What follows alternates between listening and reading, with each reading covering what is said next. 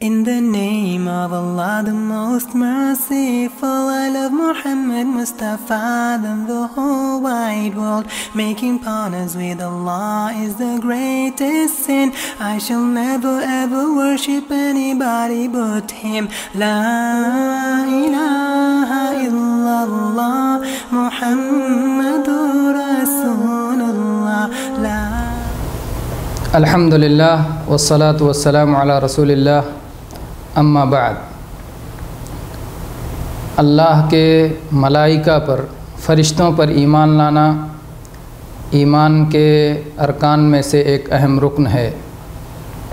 आज की गुफ्तगू मलाइका पर ईमान से मुताल्लिक़ होगी, फ़रिश्तों पर ईमान से मुताल्लिक़ होगी। फ़रिश्ते अल्लाह की वो मखलूक़ हैं जिन्हें अल्लाह तबारक व तआला ने नूर से पैदा फ़रमाया है। आयशा रज़ी अल्लाह अन्हा की हदीस है, सही मुस्लिम में अल्लाह के नबी सल्लल्लाहु अलैहि वसल्लम ने फ़रमाया, खुलिक़तिल मलाइकतु मिन नूर व खुलिक़ल जान्नु मिन मारिजिम मिन नार व खुलिक़ आदम मिम्मा वसिफ़ लकुम। मलाइका को, फ़रिश्तों को नूर से पैदा किया गया, जिन्नातों को आग के शोले से पैदा किया गया और आदम अलैहिस्सलाम को मिट्टी से पैदा किया गया, खाक से पैदा किया गया, जैसा कि बयान किया जा चुका है। कुरान और हदीस में फ़रिश्तों के बहुत सारे सिफ़ात वारिद हैं। हम चंद सिफ़ात का तज़किरा करते हैं। ये बड़ी ताकतवर मखलूक़ है। अल्लाह तबारक व तआला ने इन्हें बड़ी क़ुव्वत से नवाजा है। चुनांचे कुरान मजीद में अल्लाह तबारक व तआला ने इरशाद फरमाया, या अय्युहल्लज़ीना आमनू क़ू अनफुसकुम व अहलीकुम नारा वक़ूदुहन नास वल हिजारा अलैहा मलाइकतुन ग़िलाज़ुन शिदाद।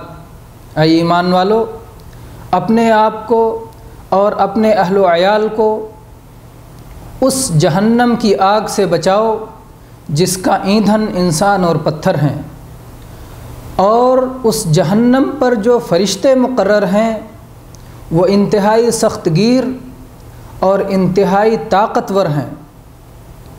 तो इनके अंदर क़ुव्वत, शिद्दत और सख्ती पाई जाती है।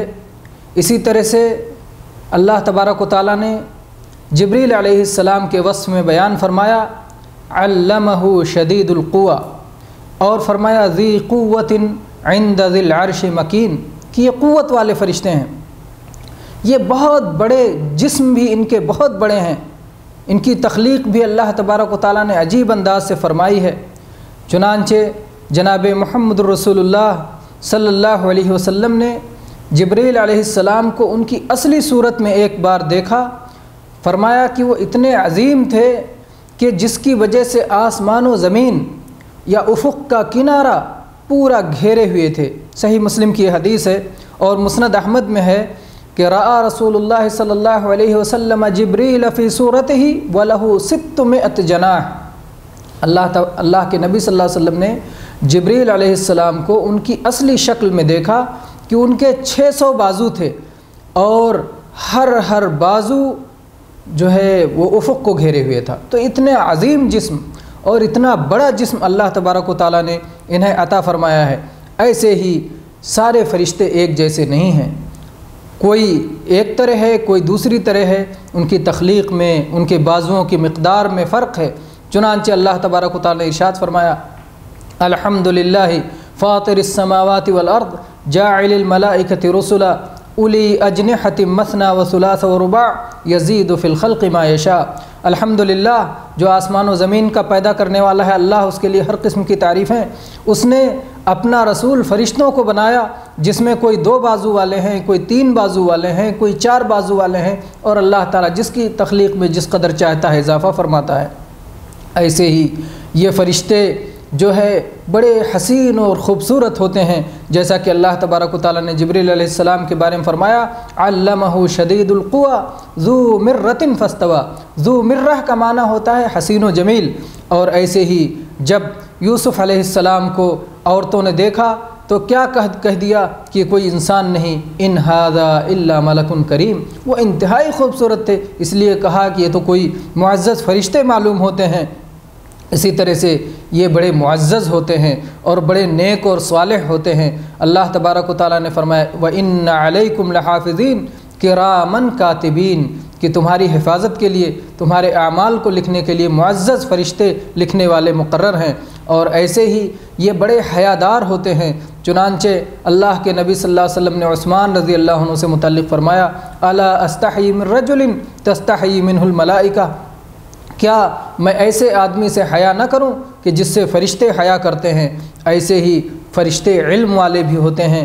اللہ تبارک و تعالیٰ نے ان کے بارے میں فرمایا، جب فرشتوں سے آدم علیہ السلام کے پیدائش کے وقت جب فرشتوں سے گفتگو ہوئی تو اللہ تبارک و تعالیٰ نے فرمایا انی اعلم ما لا تعلمون، کہ اے فرشتوں میں جو جانتا ہوں وہ تم نہیں جانتے، یعنی تمہارے پاس علم تو ہے، جتنا اللہ نے علم دیا ہے اتنا ہے، لیکن اللہ کا علم سارے علموں سے بڑھ کر ہے۔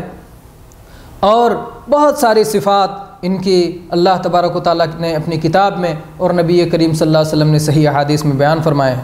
ان کی بعض خصوصیات بھی ہیں، یہ ساری مخلوقات سے جن خصوصیات میں ممتاز حیثیت رکھتے ہیں، چنانچہ یہ اللہ کے حکم کی تنفیذ کے لیے آسمان سے اترتے ہیں اور اللہ کا حکم نافذ کرتے ہیں۔ اللہ تبارک و تعالیٰ نے فرمایا ينزل الملائکۃ بالروح من امرہ علی من یشاء من عبادہ، اللہ تبارک و تعالیٰ اپنے فرشتوں کو نازل کرتا ہے اپنے جس بندے پر چاہتا ہے، اپنی روح دے کر کے، یعنی اپنی وحی دے کر کے جس بندے پر چاہتا ہے اللہ تبارک و تعالیٰ اپنے فرشتوں کو نازل فرماتا ہے۔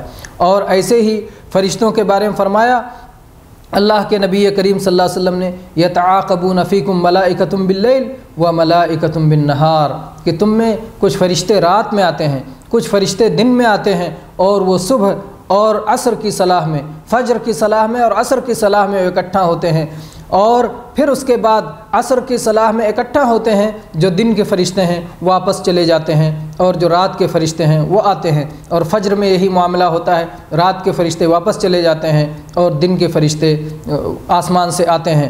اور جب اللہ تبارک و تعالیٰ کے پاس پہنچتے ہیں اللہ تعالیٰ خوب جانتا ہے، اس کے باوجود پوچھتا ہے فرشتوں تم نے ہمارے بندوں کو کس حال میں چھوڑا؟ وہ کہتے ہیں اے اللہ جب ہم گئے تھے تو وہ صلاۃ پڑھ رہے تھے، جب ہم واپس آئے تو وہ صلاۃ پڑھ رہے تھے۔ یعنی فجر اور عصر کی صلاح کی اہمیت میں یہ حدیث بیان کی گئی ہے۔ میرے بھائیوں، اسی طرح سے فرشتوں کی خصوصیات میں سے یہ ہے کہ انہیں مؤنث نہیں کہا جا سکتا، انہیں عورت نہیں کہا جا سکتا، اور کیونکہ اللہ تبارک و تعالیٰ نے کافروں پر انکار کرتے ہوئے کہا ہے کہ وہ فرشتوں کو عورت کہتے ہیں، مؤنث کہتے ہیں، اللہ تبارک و تعالیٰ نے انہیں مؤنث نہیں بنایا ہے۔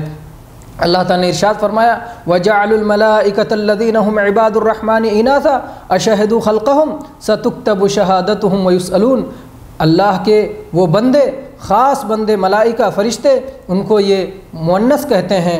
اللہ تبارک و تعالیٰ ان سے سوال کرتا ہے کیا یہ ان کی تخلیق کے وقت حاضر تھے؟ ان کی گواہی کو لکھا جائے گا اور ان سے باز پرس ہوگی۔ اسی طرح سے فرشتوں کی خصوصیات میں سے یہ ہے کہ وہ اللہ تبارک و تعالیٰ کی نافرمانی نہیں کرتے، وہ گناہ نہیں کرتے۔ اللہ تبارک و تعالیٰ نے انہیں اس انداز میں پیدا کیا ہے کہ وہ اللہ کی اطاعت اور فرما برداری ہی کرتے ہیں، اللہ کے حکموں کی تعمیل ہی میں لگے رہتے ہیں، جیسا کہ اللہ تعالیٰ نے فرمایا لا یعصون اللہ ما امرہم ویفعلون ما یؤمرون، اللہ نے جو انہیں حکم دیا ہے اس کی وہ نافرمانی نہیں کرتے، اور جو حکم دیا گیا ہے اسی کی تنفیذ میں لگے رہتے ہیں۔ اللہ تعالیٰ نے فرمایا، مزید فرمایا لا یسبقونہ بالقول وہم بامرہ یعملون، وہ اپنی بات میں بھی اللہ سے آگے نہیں بڑھتے، اللہ کے حکم کی وہ ہمیشہ تعمیل کرتے ہیں۔ اور اسی طرح سے ان فرشتوں کی خصوصیات میں سے یہ ہے کہ وہ لوگ عبادت سے اکتاتے نہیں ہیں، انہیں تھکاوٹ نہیں ہوتی ہے۔ اللہ تعالیٰ نے فرمایا وَمَنْ عِنْدَهُ لَا يَسْتَكْبِرُونَ عَنْ عِبَادَتِهِ وَلَا يَسْتَحْسِرُونَ يُسَبِّحُونَ اللَّيْلَ وَالنَّهَارَ لَا يَفْتُرُونَ، جو اللہ کے پاس فرشتے ہیں وہ اللہ کی عبادت سے تکبر نہیں کرتے، اکڑتے نہیں اور نہ ہی اکتاتے اور تھکتے ہیں، وہ شب و روز اللہ کی تسبیح میں لگے رہتے ہیں، کسی طرح کی انہیں اکتاہٹ اور تھکاوٹ نہیں ہوتی۔ اسی طرح سے یہ چند خصوصیات ہیں جو آپ کے سامنے ذکر کی گئی۔ ان فرشتوں پر ایمان لائے بغیر ہمارا ایمان مکمل نہیں ہو سکتا ہے۔ اللہ تبارک و تعالیٰ نے قرآن مجید میں اس بات کو ذکر کیا ہے۔ اللہ تعالیٰ نے فرمایا آمن الرسول بما انزل الیہ من ربہ والمؤمنون کل آمن باللہ وملائکتہ وکتبہ ورسلہ، رسول ایمان لائے اس پر جو رب کی طرف سے ان پر نازل ہوا ہے، اور تمام اہل ایمان بھی اس پر ایمان لائے۔ ہر ایک رسول اور تمام اہل ایمان ہر ایک ایمان لائے اللہ پر بھی اور اللہ کے فرشتوں پر بھی اور اللہ کی کتابوں پر بھی اور اللہ کے رسولوں پر بھی۔ تو یہ اللہ کے فرشتوں پر، اللہ کے ملائکہ پر ایمان لانا ایمان کا اہم حصہ ہے، اور اس کا اگر انکار کیا گیا تو یہ ایک رکن کا انکار ہوگا، جیسا کہ اللہ تعالیٰ نے ارشاد فرمایا وَمَن يَكْفُرْ بِاللَّهِ وَمَلَائِكَتِهِ وَكُتُبِهِ وَرُسُلِهِ وَالْيَوْمِ الْآخِرِ فَقَدْ ضَلَّ ضَلَالًا بَعِيدًا، اور جو لوگ اللہ کا، اللہ کے فرشتوں کا، اللہ کی کتابوں کا، اللہ کے رسولوں کا اور آخرت کے دن کا انکار کرتے ہیں تو وہ نہایت دور کی گمراہی میں پڑ گئے۔ تو اللہ تبارک و تعالیٰ نے اسے کفر قرار دیا۔ اور میرے بھائیوں،